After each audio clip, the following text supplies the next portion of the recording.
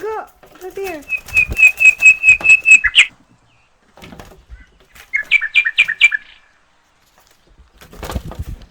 Teka, doon ka sa labas.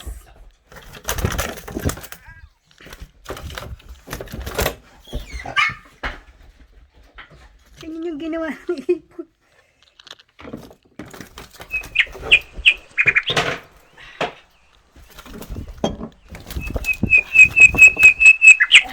Nahuli ko siya. Be! Kyle! Tingnan mo yung ibon.